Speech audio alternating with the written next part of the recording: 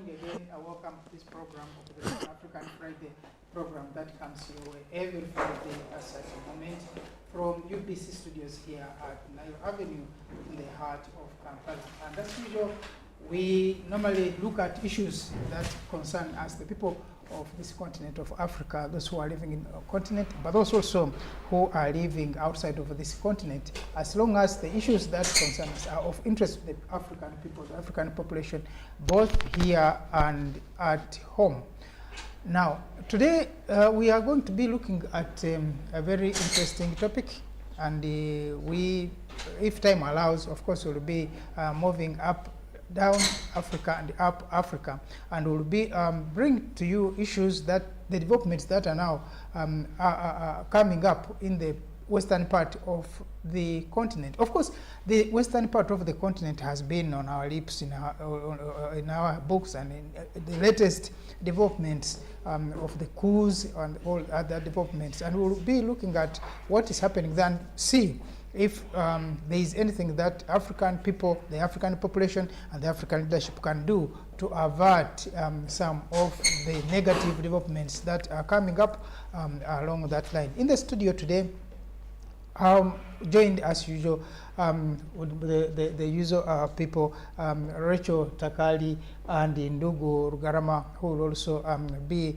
contributing to these deliberations about what is happening on the continent of Africa. And as usual, we begin with looking at what has happened on this continent of Africa and of interest, of great interest of Africa. Apparently, because of the developments of NAM and thereafter the other developments that followed, we were not able to be together with the family and the nation of Uganda when we lost Mama Cecilia Ogwal. We couldn't come here to talk about her. Of course, at one time she used to be a panelist here. She would talk about the issues of Africa, knowing that she was a member of the Pan-African Parliament.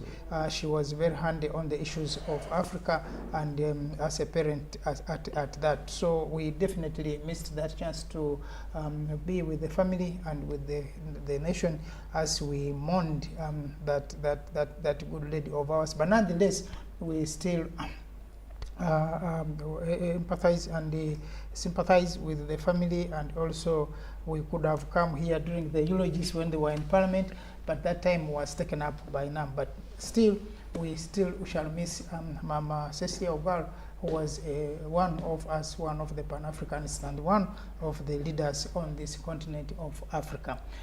Ndugu Rugarama, how has been your week?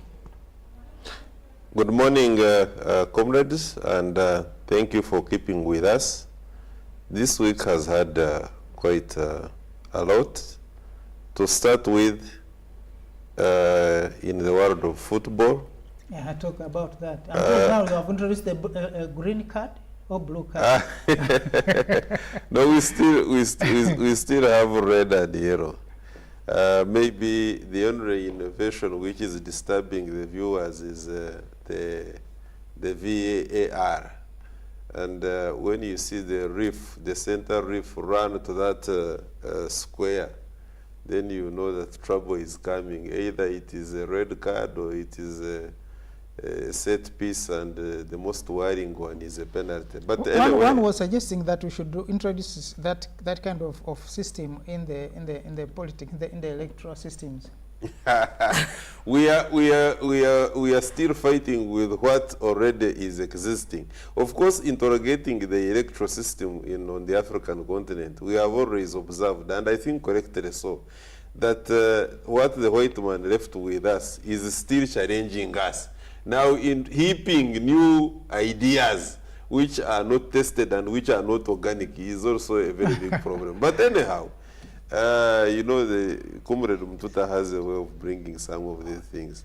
You must be support of Nigeria, the way you're smiling. No, Nigeria, I have no problem. This is Africa, but I think where Ivory Coast has come from, I really wish that they can take this, and they have now put their act together, because at one time during the group stages, they actually looked very shambolic. So as far as AFCON is concerned, Yeah. my comment is that I have seen quality football. I'm not even persuaded simply because that there is the majority of the participants in different countries actually do their football away from the African continent. When you look at the DRC, for instance, team, with the exception of about 2, the rest do their football in Europe, and maybe 2 other in Saudi Arabia now, which is becoming of age in the world of football. But the most captivating is that they are doing very good football. I am glad that Ivory Coast has showed a very resilient spirit, a never die spirit, and they have now reached the finals. To me, they are winners even if they don't take the trophy. Okay. Now, secondly, my other observation is that I witnessed a ceremony whereby the bride was not present, or the groom, if you like, but nevertheless the wedding took place. And that was very surprising because people were launching a pressure group from MK now to Patriotic League Uganda of Uganda. And the person who is supposed to be behind it, he himself was not around. But I saw a group, so many MPs from NRM, ministers were parts of that team. Maybe they have very good reasons as to why their main person was not there, or maybe it was to show that this pressure group was now a rebranding of the MK, that now this one goes beyond MK, and goes beyond a personality. It was a bigger thing. In itself, this can create a topic. I believe Ndugu Mtuta will create something around there, and we debate it. But as long as it fits the African continent. It does, because we have got you see, this is not just an Africa. I mean, Uganda and isolated case, by the way. But I don't want to go into a lot of it today. I'm just making my observations here. And probably finally is what we are going to discuss, which I thought one was that the 2 in 1, and let me just summarize it in this way, that we witnessed a very strange, quote unquote strange, me professionally speaking as a lawyer, I wouldn't call it strange, that a judge out of so many judges can give a dissenting opinion. It happened some time back, but it is still in the media, and it is creating a lot of talking points.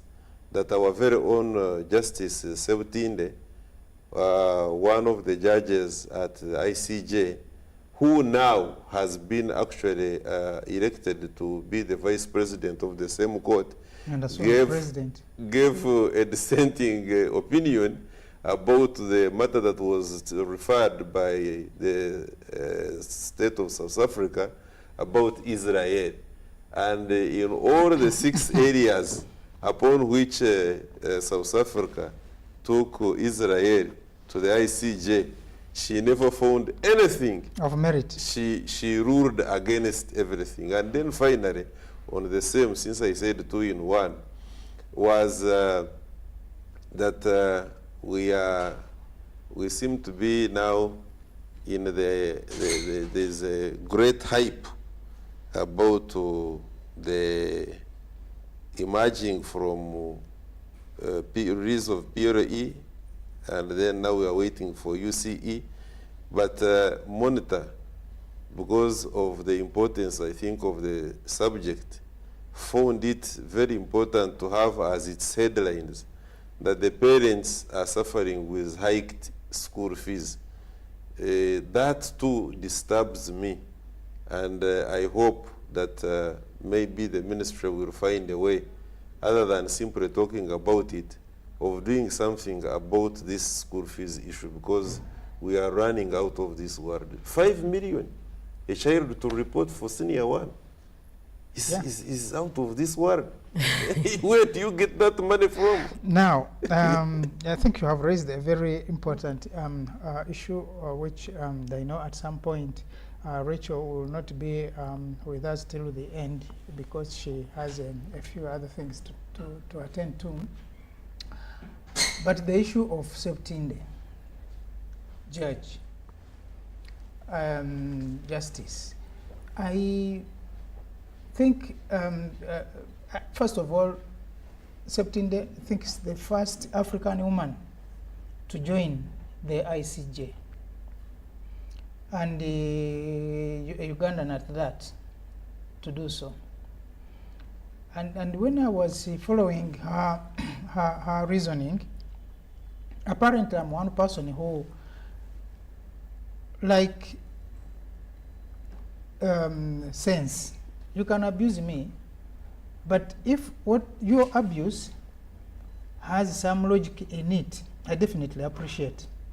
Because if you say you're stupid and I prove actually I'm stupid on that, I definitely appreciate.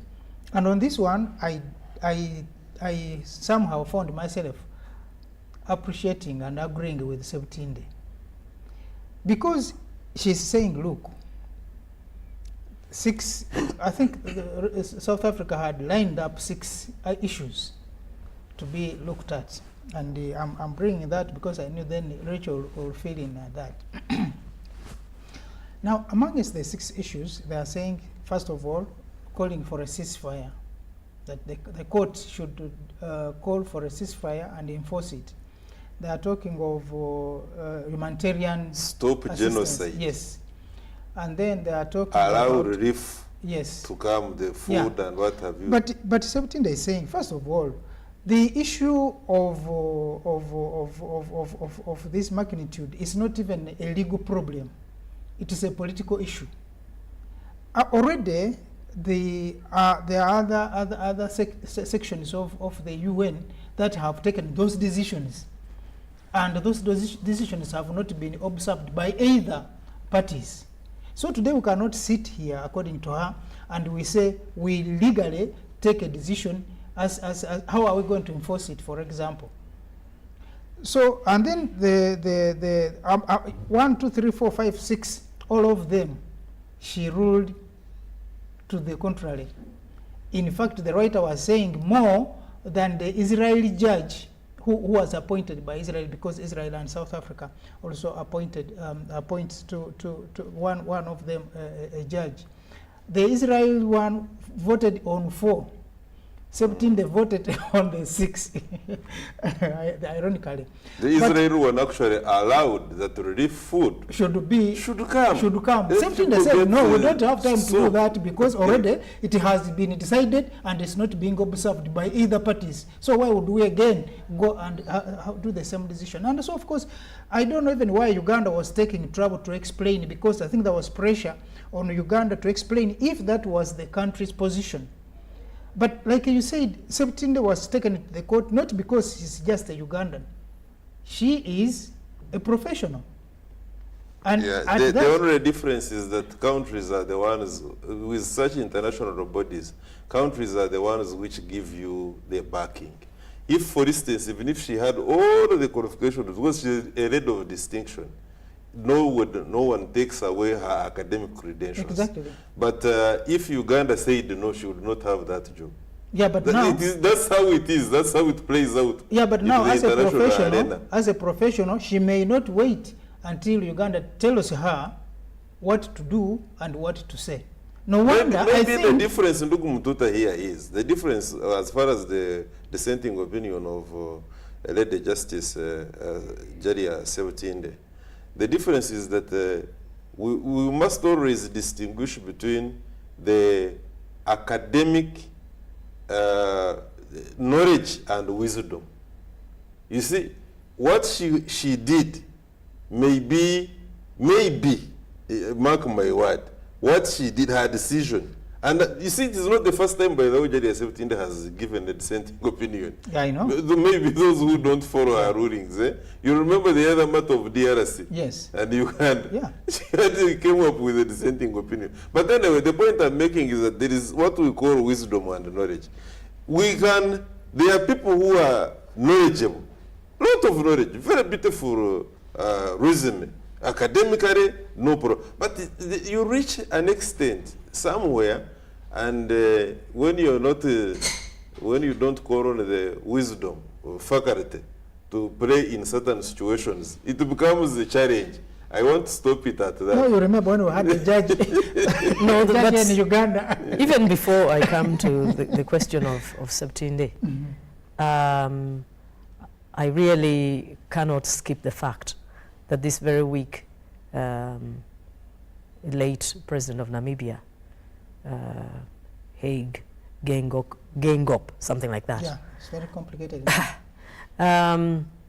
he breathed his last this past Sunday, but we must salute his legacy. First of all, he was a stalwart of South West African People's Organization, which of course was the main vehicle of the independence movement in that country. He was part and parcel. He was a veteran of that struggle. But he also spent a whopping 27 years in exile, parallel to Mandela's prison sentence. Sure. But more than that, this man was the chief architect of Namibia's constitution. And it is gratifying that in death, there has been a seamless continuation of the governance structure I in saw that the country. swearing in of the new president and Within hours, speedy, no controversy. I think it is an acknowledgement that he did good things for that country. Because there are many countries on this continent where leadership is obsessed with erasing anything and everything of the former political leaders. So the fact that Namibia is acknowledging in the meantime, because they have an election later in the year, but the fact that there was a speedy and neat movement is a good thing for the people of and the new Namibia. president stands up to say, I'm saving you all the hassle, all the thinking. I'm not going to be here for the elections. Okay. That also is something others are Yes, struggling with, including including this man in Senegal. Yes, the man was forced to relinquish the third term project, but now he's determined to drag Senegal, kicking and screaming, down with him. That's how bad some of our leadership experiences have been. But like I said, I really wanted to pay tribute to this man and to the SWAPO legacy, which is dedicated to, in Namibia, that has decent governance credentials. To me, it was beautiful. Yes, yes, yes. And so we're waiting for what will happen in the wake down the road, but that is as it is. Yeah, yeah. But you were talking about Septinde. My question is, if she scandalized the legal fraternity, including Mr. Rugarama here, Not really. okay, if she disturbed many people across the globe, including some legal actors, I imagine, why are her peers, the very ones, in the same Setting. breath, crowning her with a promotion, so to speak? Because they are the ones who voted. Exactly. I was coming to that. But, Yes. but why? If this woman Is that that right? lost it, as some people say, if she was so far away from what is reasonable, why would these land fellows, 14 of them, agree that this woman has something that is deserving of even more? In fact, they just fell short of making her the president. Okay? She is. So the question becomes, it must be that it is us who need to examine ourselves, Sure. as we're passing all this judgment. Because at one time when it happened, there was one, I rarely, but this time when there were a lot of hullabaloo, I said, maybe she's the only brain there. Well, maybe when they sat privately in their quarters, each of them was like, By the way- she's better than us.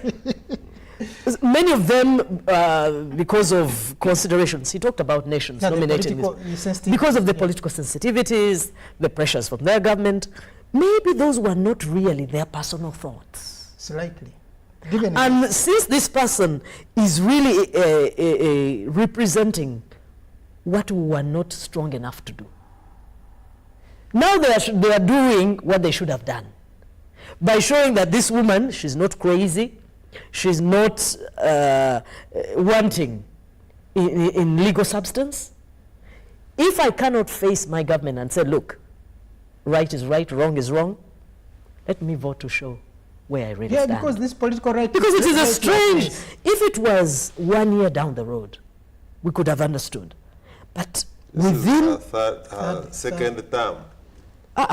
this decision to promote her really, it happened as people are still talking about Exactly, this about- so-called controversial position. So what informed the thinking of these ones who voted her? If they all agreed that it was right to go the way they went, why would they crown a person who went the other way?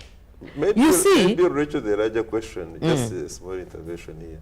Maybe the larger question, you see, when we are discussing some of these subjects, we approach them from a higher pedestal. Maybe the larger question here should be, what exactly takes place at ICJ? Who controls what? That is what I was coming Exactly, to. that's what- That is really what I was says coming that. to. Did the colleagues really vote her to be the deputy or the vice ICJ president from their free will? Did their own ruling, by the way, their own opinion in the first place? Was it a free will? Was it a free will? Who informed Who it? informed? What informed There are the circles. decision? We have got a fora, the Pan-African fora, global fora, where there are all these Professor West, Dr. Arcana, Dr. Woods, and one of them was, I will not mention the name, was giving an opinion in line with what Rachel is saying. It was like, we should interrogate exactly as to whether the ruling that the 14 judges at ICJ gave was their own or for their countries. Exactly. I'm Then thinking, too, finally, in line with later on the voting, that the giving her the kind of thumbs up and as a vice president, that what information, what message were they sending? Yes. Was it a message from their respective countries? Was it their very own? They were appreciating her great work. What exactly were they saying? And who is controlling what in that court? but that is also very true, because at some point you come to a conclusion that first of all the justices are human beings. I think we also, this one I think brings to the fore the fact that legal actors are also political actors. We like to pretend that a person can clinically separate them in every respect from political matters. But I think this has shown that it is not Exactly. true. It's not Because true. it doesn't make sense. Legal minds like to say they are rational and they are logical, but this is not rational. Nduguru Garama was talking about what could have informed Yes. these decisions. What are we not hearing? Yes, what is that we are not hearing? I will also go We backwards have a not bit. had the opportunity, by the way, to look, personally have not had the opportunity to look at the dissenting opinion of Justice Jaria Sebutinde. I wish I can look at it. Yeah, I looked at it and she has raised a The very... only thing I picked from what I have heard from those who have analyzed is that she said this is a historical and political issue. It has got nothing to do with The legal goal. dimensions, yes. Maybe the other question would be in that very sphere, that what is not historical, what is not legal? Was it the situation in Sierra Leone, for instance, where she was the judge of the special court? Was she not resolving historical and political issues, but resolving them legally? You know, these are some of the Yeah, issues. because in her argument, But they see. in her argument, you were saying that there are already decisions that have been taken about the 6 issues, and they have not been observed by any of So it is useless to return to the You same know what happens path. in that case? There is another way, and I don't want to take anything away from Justice Jaria Sebutinde. What about, for instance, going and saying look, provide the necessities, as we call them in the legal language, because the necessaries, that's how they are called, water, what, to the people, allow the provision of the same to the people of Gaza, other than voting against it. Then, as you conclude your ruling, you say, nevertheless, I want to state this very clearly. This is a very historical and political matter. I would wish that it is resolved that way, that the UN and the Security Council should take a decision other than simply bringing things which we rule and you are not going to implement. But she Like said how we've that. done The Security before. Council has already taken a decision. But she has already said that. She voted. But at the end of the matter, we have to really give credit to this Madam, Lady Justice. She really did not want to waste people's Exactly. time. Because should have what said you're so. saying is really the legal gymnastics and The political and the uprightness. rhetoric Yes. that really goes nowhere. Did they I think for understand her her, from that angle, really? Later on, The one- I think so. I think these peers do. Now, later on, others understand. Yes. But Rachel, even other than that, I'm looking at South Africa bringing up this issue, saying, look, it is wrong, which, of course, many people believe, for Israel to continue doing that, Yes. and they should be doing A, B, C, D. And I'm also thinking, why is South Africa not doing the same for the Africans? Those are the things that, Which like you were saying, Africans? there are many things we're not hearing. Yes. There are many things that are not being said. But I think among other things, Lady Justice, she just did not want to be drawn into the gymnastics and these things that go nowhere in particular. The politics of The Yes. hypocrisies that Exactly, surround that's the word. International gymnastics. She doesn't want any part of this. So she came out the way she came, having braced herself for all the sharp blows, and she has received her fair share. But she's steadfast, having thought this over. I know that a woman of her caliber cannot have arrived at such a decision lightly. She knew what this one means. Yeah. She was ready for the implications. And I think that her peers, these justices, had the presence of mind to appreciate what they did not have the courage to say. Say, that's true. Because some of them are from Britain, some of them, because 7 of those justices are from the Western nations. Yes. Then Eastern Europe has 2. So those ones don't have the courage to actually table the truth before their governments. But secretly, they know better. So the ones even from South America, 2 of them, and the ones from others from other African countries, they have also recognized that, look, let us rally behind someone who has the strength to do what we We could not. can't. Sure. Because of the attendant pressures, because of the unrelenting hypocrisy that is the global structure. Because one of the things that surprises me is, I know, by the way, the ICG, it is a UN body. Yeah, sure. We do. The very same dynamics that have defeated justice in the global order are always at work in the ICJ. And that's what this lady saw. So this lady is tired of the schemes. She says, look, you can crucify me, but that is where I stand, and I'm not changing a bit. But like I said, what we can take from this is that even as these countries are meting out these injustices, their own citizens can see where the truth lies. I'm told at one point we shall be joined by a team which is at the court, at High Court in Kampala, for the new opening of the new law year, which will be coming our way anytime on the screen. And when that happens, We hope they find the We same wanted, courage. we wanted to boycott it. We hope they find the What same has courage of Justice Septinde to do the yeah, right so thing. we'll be joining them with the Justice 17 day. I'm recommending, though, one thing, as far as this subject is concerned, Comrade Mtuta and dear Rachel. There is a book. It's actually a speech. It hasn't been written. A book wasn't written by Malcolm X, and we all know Malcolm X, the Pan-African icon. Yeah. When he's talking about freed slave and what call it domestic slave versus freed Freed slave. slave.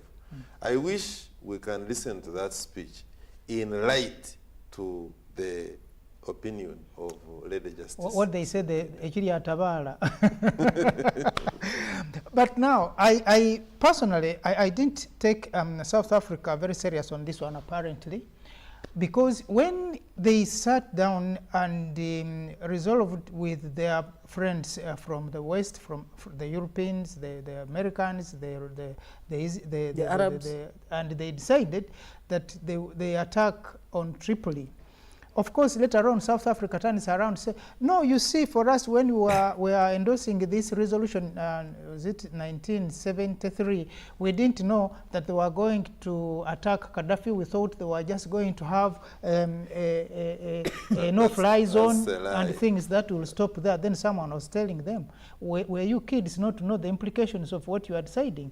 Because when South Africa, and of course the other notorious country was Gabon, sat down and joined the West, the French and Britain in passing the resolution that turns out now to be the killing machine in Tripoli and other parts of that country, is that they knew that many people are going to be killed.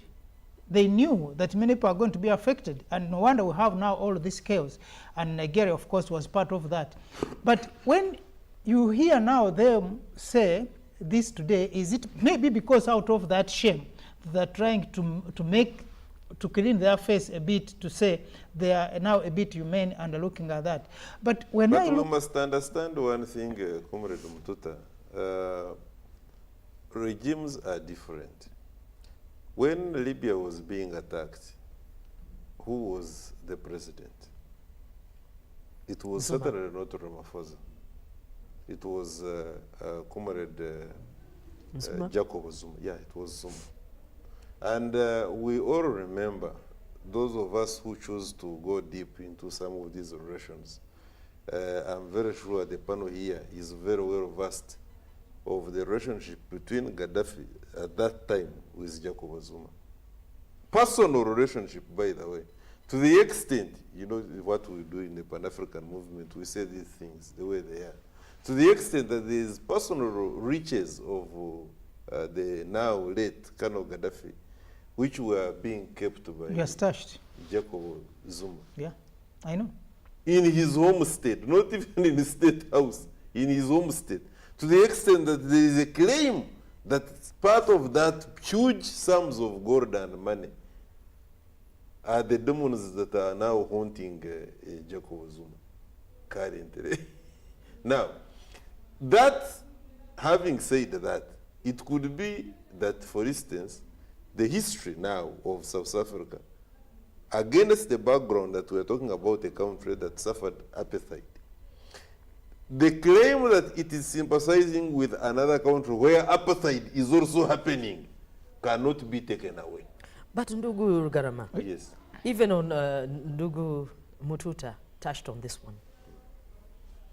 At some point, the focus shifts from the rightness of the cause Yes. to the motives. Because, look, some time back, Gambia woke up. Gambia. And decided to take Myanmar. You know Myanmar?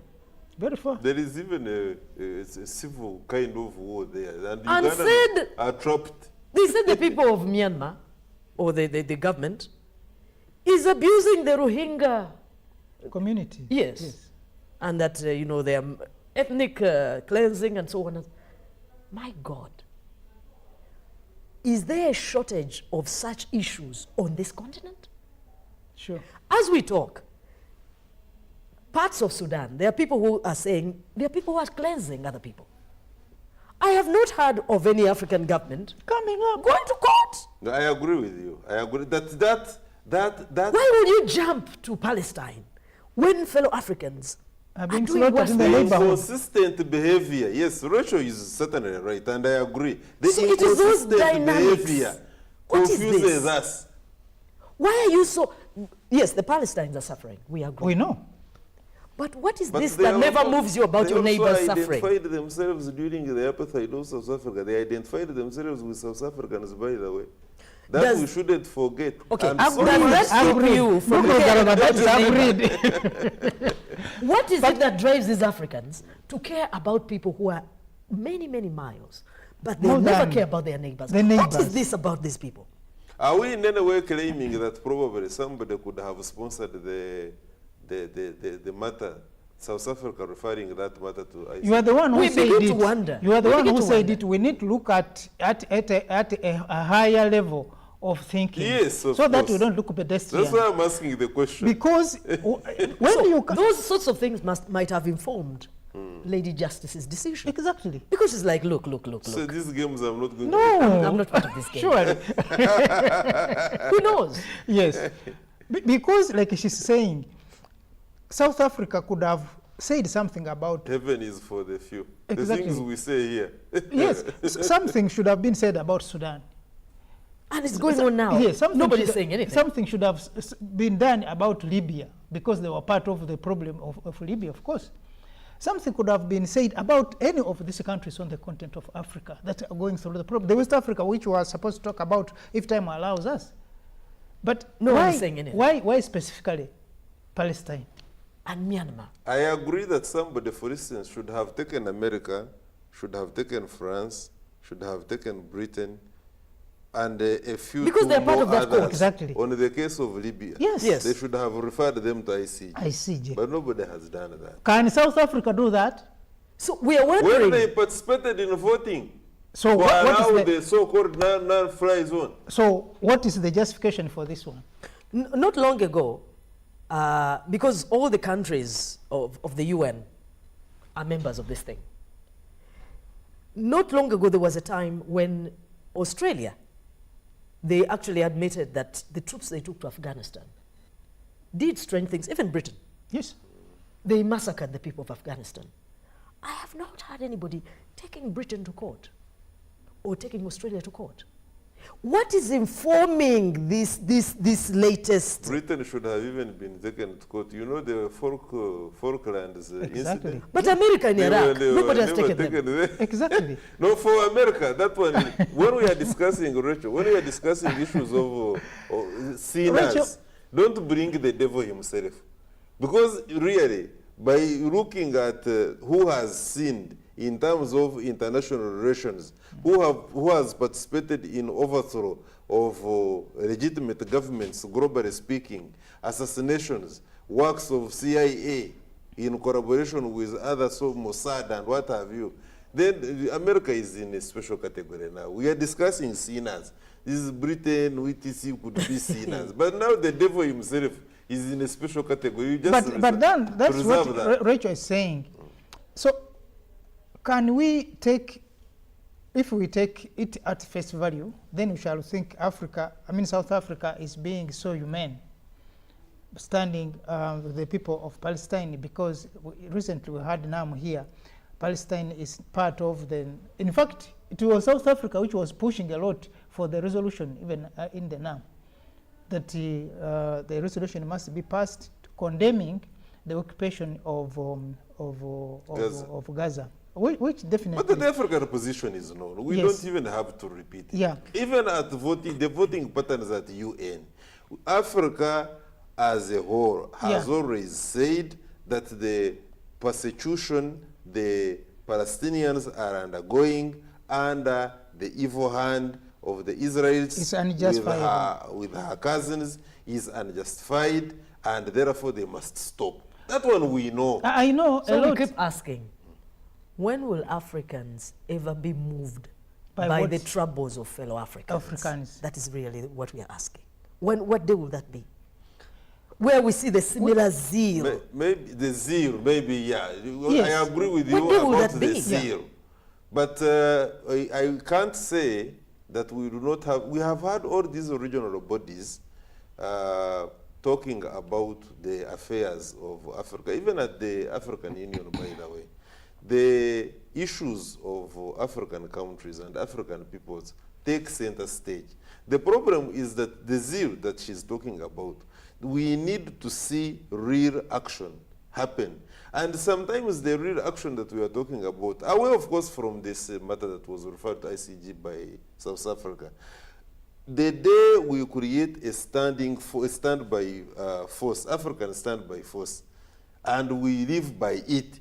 For instance, these countries which are jumping out of the ECOWAS, for instance, why are they jumping out? It could be true, like we have discussed here, that actually the revolutions that took place, the overthrow, the coups that took place in this respective, the Sahel region, the Guinea, the Niger, were all called for, and we applaud them, and we don't have to have the interference of ECOWAS. It could be true that actually these were legitimate, people prepared revolutions. But at the same time, were the overthrow of the legitimate government a concern of ECOWAS according to their mandate? Yes. So when, as Pan-Africanists, we go beyond mere looking at issues on the surface and we dig deep, is when we come up with a conclusion that, wait a minute, yes, ECOWAS, you could have been set up to, among other things, look at the overthrow of legitimate governments using unlawful means. And you are right to condemn what has happened in Niger, what has happened in Guinea, among others. And maybe also to say, like we did in Gambia, we are threatening, we are coming to do it in Niger, to do it in Guinea. But at the same time, when we dig deep and say, but wait a minute, who is that was overthrown? And what was he doing? That is when we get the Pan-African debate. Yeah, but when it comes to who, then the question comes in, because I think what time will allow us, if the court program delays a bit, to look at a man who is now behaving we like... had agreed to boycott that thing. I don't know what happened. Maybe you are the only one boycotting. Apparently, you can end up behaving like a Zuma. You might find your land friends are already there. It could be the rest there are some there. who are not going to be there. Because I'm told they have a lot of issues that they are having with within the judiciary system that need the September to come here and whip them a bit. But looking at that, you realize that Africa has all the potential. And in our discussion, would also be looking at, is it possible that in the future, should things remain the way they are, we would see some of the African countries also jumping out of the African Union, given the trend of things. They have tried. You see, the African Union, because of non-interference. You see, what usually disturbs the African countries, by the way, permit me say this, in a majority of the cases, the African Union, that's why for me, I have consistently said here, you remember, comrades, that the African Union, although may be looked at by some other players as not merely a barking dog, but also no dog at all. I disagree. I say that they have done something, although they need to put more energy. Where we are lacking, even somebody who does like that has already talked. You have talked. Now, it's an African proverb. Now, I want to assure you that although African Union is lacking in some areas, it is just work in progress. We shall get it at some point. Whether it comes and it is realized during our lifetime or not is another debate altogether. The truth of the matter is that at the end of the day, we shall have Morocco was running away from African Union. You know, there's a time when they were not members of the African Union. They are the ones who chased themselves. Do you know why? But they say they're Arabs. No, we have so many Arab countries which are members. When we come back, viewer will be continuing with that bit from where we are stopping and looking at Nduguru Garamasi, no dog at all, or backing toothless dog. I know Rachel will not be with us briefly, but we will continue from there with this discussion. So please don't go away. Stay with us. We shall be back shortly after the break.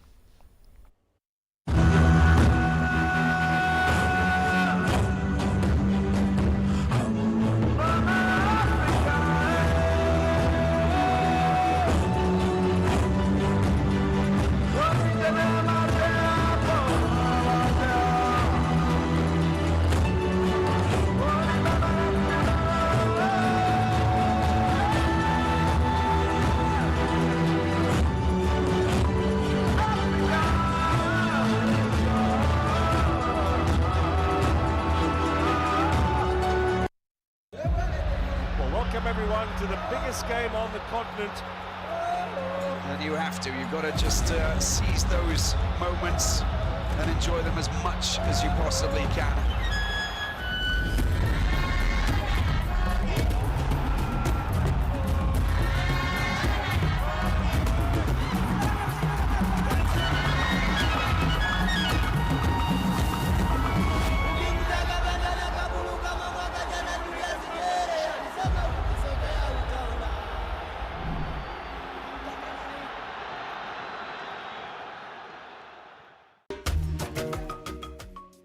Amaina gange nze Basile Benard, Field Officer wa Ituba A, Ituba B na Kibengo Kikokoli obumu ku byalo Model Village Muzeyi yasalawo okugayigawaza ng'atwala abantu mu bwavu.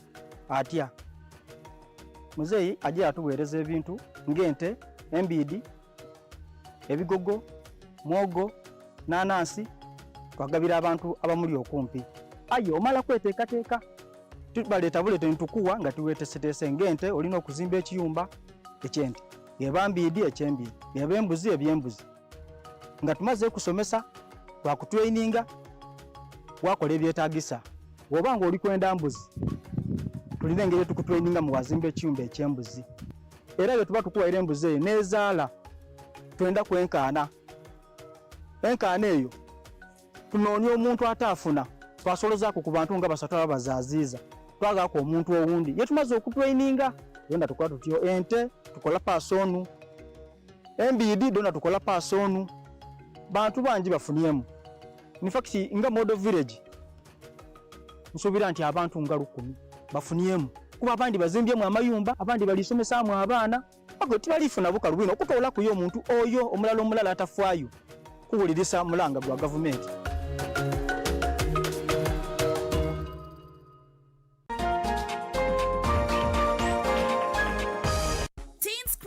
An amazing Off the Hook youth program brings you an array of fun, exciting, and educative segments you do not want to miss. From red carpet moments to proms, youth empowerment programs to youth gig vibes, and so much more, Teens Crown will get you hooked. Only on UBC TV every Saturday at 1:30 p.m. Don't miss.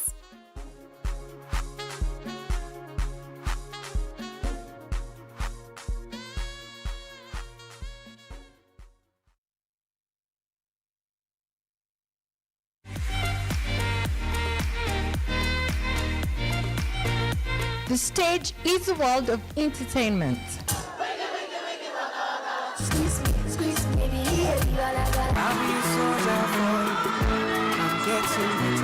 Get the latest entertainment, lifestyle, events and activities.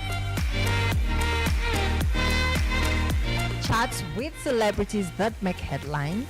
It's your girl Zari, Mama Tifa. I'm in town, I'm in Uganda. It's showbiz. Join me, Mary. I intend to connect you to a lot of fun. Cause I know you want it, you love it, you enjoy it.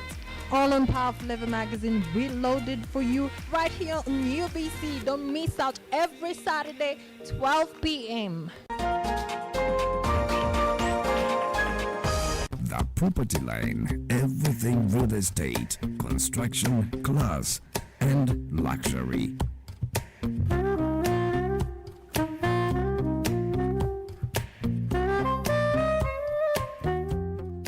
Real estate, it's land and developments on land. We are now as a country in an auto drive mode with respect to real estate. We have a deficit in housing of more than 2 million units.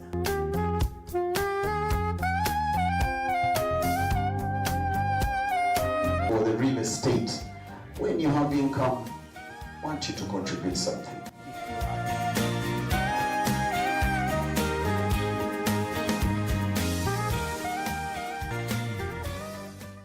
Don't miss The Property Line every Saturday 7:30 p.m. and Monday 11 a.m. only on UBC TV. Inspiring Uganda.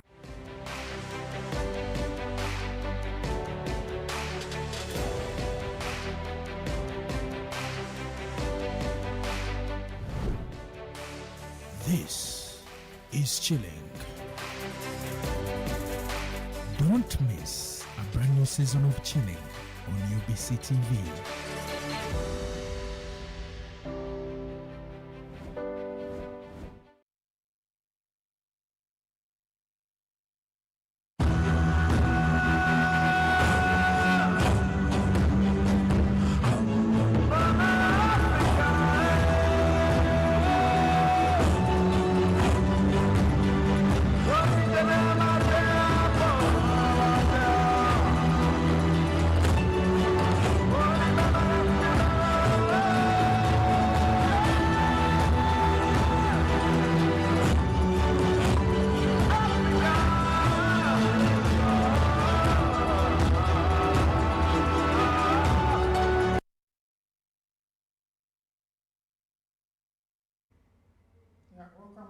From that short break, this is UBC, and we are on this program, Pan-African Friday, a program that looks at issues that affect Africa and its people who are living on the continent.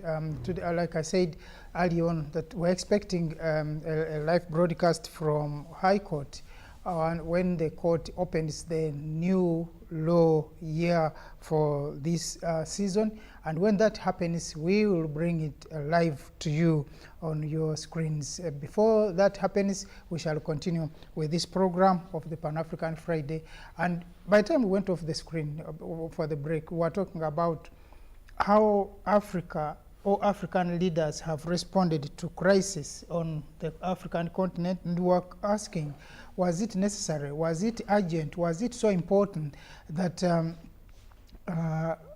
South Africa had to take Israel to court because of the Gaza problem? Of course, on a humanitarian level, perfect. But the question is also that what about the other Africans, the African people who are on the continent, who are going through similar situations or somehow going through difficult situations, including our people in Libya, who have been under this turmoil for all the number of years, but also that South Africa was part of those who endorsed that resolution of the UN in 2011 to have an attack on that country, and we have seen this happen over the years, people running into the waters to get some safer areas across the waters.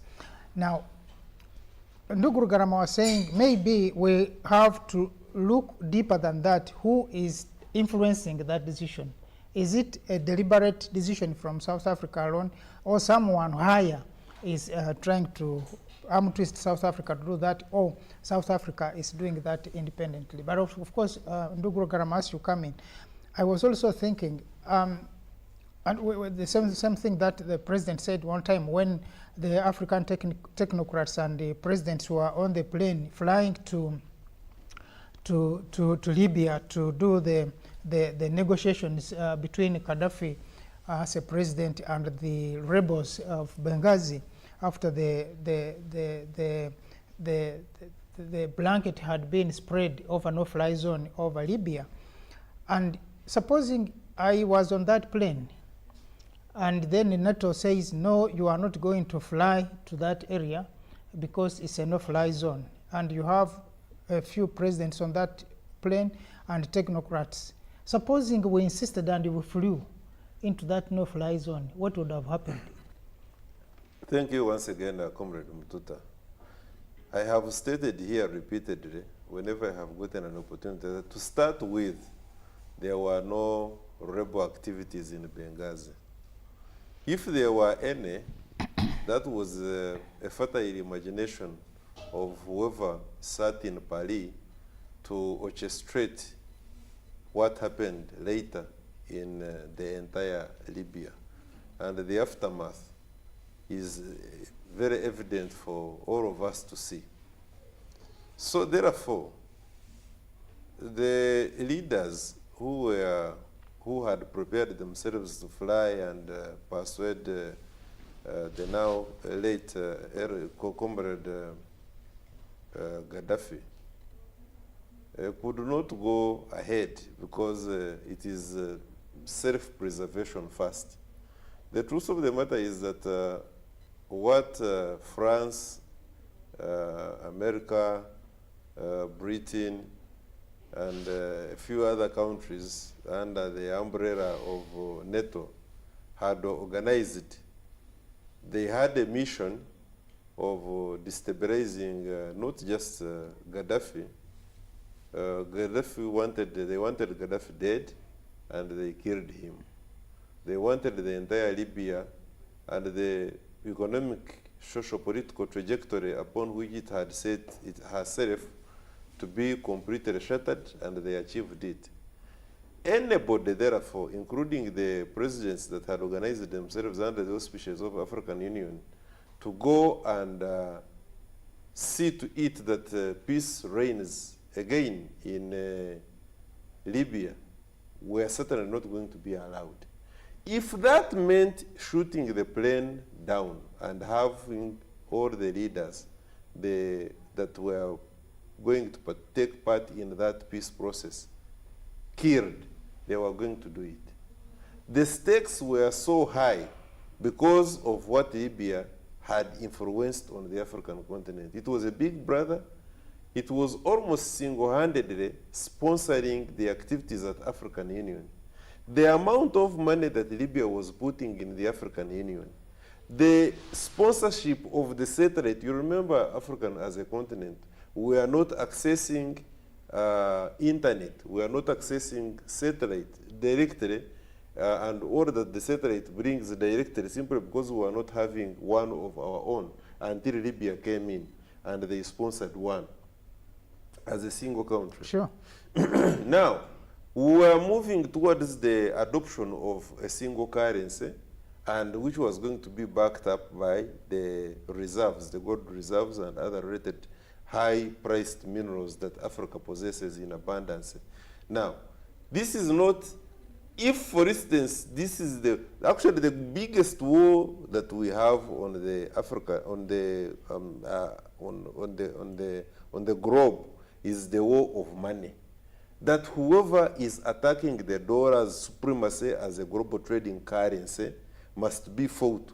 We are having problems in Ukraine simply because America cannot see to it that Russia is challenging her supremacy and also attacking in combination with China and other countries attacking the dollar. If Gaddafi was trying to do that, therefore, and he was registering success, he did not only have to die, but they had also to shatter the country and put it in tatters where it is currently as we speak. Now, they are not going to stop there. And all this, the warnings were written all over the world. The creation of rebels in Benghazi, they claimed at one time that there were weapons of mass destruction in Iraq, and later on they were not found to be there. And I keep wondering as to why somebody has never referred America with her cousin Britain, who attacked Iraq and shattered that country, killed their president, under the lies, proper lies that have been discovered to be lies. There were lies and the people have come up to say, well, there were no weapons of mass destruction after. No one has, like I said, come to claim or to lay a legal claim over that. Now, and you hear something comes up like this in South Africa. But like you are saying, you are raising something very important, that it was not only that there were rebels. There were no rebels. It's true there were issues in that country. That was a fertile imagination of the mind of the French and the members of NATO. Yes. So Gaddafi could have also had his own problems. And of course, you will agree with me that Gaddafi also had become a bit arrogant, the way he was doing his things. We all have personalities, and if we are going to kill people because of the arrogance, all the American presidents, in order from when America was created, right from the 1773 would be dead out of arrogance. Exactly. So we cannot kill people simply because they are arrogant. Or because they disagree. Frank Gaddafi, he was only arrogant at home. Or he was telling them. Yes. So, but there are people who are arrogant and they export their arrogance elsewhere. What should we do to those ones? Kill them in public places? Maybe time has come. Probably. Now, when you look then at what is happening, you did mention well on Zuma, because Zuma was part of the beneficiaries of Gaddafi's death. The demons are haunting him. Exactly. And France was also the beneficiary, but you now know what is happening to France, both at home and outside of home. On the part of France, for the benefit of our audience, on the part of France, at one time Sarkozy, running for presidency of France, had to borrow money from Colonel Gaddafi. Was this man such broke? No, he didn't have the money. You know, this by the way, we talk about having our campaigns on the African continent expensively run. I want to put it to us that the most expensive campaigns ever are the campaigns of America and of Western Europe. They use quite a lot of money, and the patronage. For us, the problem we suffer in majority of the cases is that we suffer from the big man's syndrome. Now, in Western Europe and America, it is the institutional syndrome. The the multinationals, as long as the multinationals of the America and Western Europe are not partaking of not stealing from the countries they consider to be weaker militarily, because it boils down to that, then there is a problem. So the dictatorship that you experience on the African continent, which is as a consequence of a big man, they are usually men, not women. A big man on the African continent as a president is the same dictatorship that we experienced by which are exerted by conglomerates in America and Western Europe. That you cannot become the president of America when the multinationals have not gathered for you, mobilized money, funded your campaign, and you go through. So they are going to make every president who goes through, whether that president is Barack Obama, whether that president is Ronald Reagan, whether it is Trump, you are going to be a cartoon and serving at the mercy of none other than the multinationals. Sure. That if they are having a problem of their multinationals corporations and being ejected out of say for instance, running the show in the oil-rich Venezuela, then Trump is going to, with his Pompeo, is going to find a reason to influence the army to overthrow the leader. But they find a Maduro who is cooperating with the strong, ideologically strong people of Cuba, and they are going to maintain their presence and the leadership. But Sure. they are going to make the systems malfunction. The political economic systems within Venezuela now are malfunctioning thanks to the administration in Washington, D.C. That's what they do best. The same thing they will do it on the African continent. That if Gaddafi is trying to establish a one currency, African currency, to do away with the dollar as a global trading currency, then they are going to make sure that he is not only assassinated and killed, are choosing and heaping it on, and they are not only they are not only going to stop at creating a rebel outfit in Benghazi, but they are also going to say that don't come over to Libya to see that we are actually telling a lie before we finish our mission. That's what they do. So basically, what happens with somebody of the double standards is this, that we are having a situation in Libya where they want to achieve the issue of making sure that they do away with the progress that Africa is registering, and they are going to create everything humanly and humanly possible and beyond to take away the attention of the people. And you meet people who will tell you that Gaddafi was a dictator, and it is because he was a dictator and he had spent a lot of time on, as a president, that's why he was killed. That he was killed by his own people who had formed themselves into a rebel outfit. That is one. But the truth of the matter, the white man would have created a situation which fits him and for his schemes. Two, and probably this is very fundamental, is what probably we are also experiencing in this very West Africa that we are talking about, in Guinea, Conakry, in Niger, or where we have experienced problems. We have issues of the true revolutions, and these true revolutions will make it a point that they do away with what we call imperialism. And that's what we are going through of late. And of course, what is happening in West Africa, apparently the time will not allow us to come to that.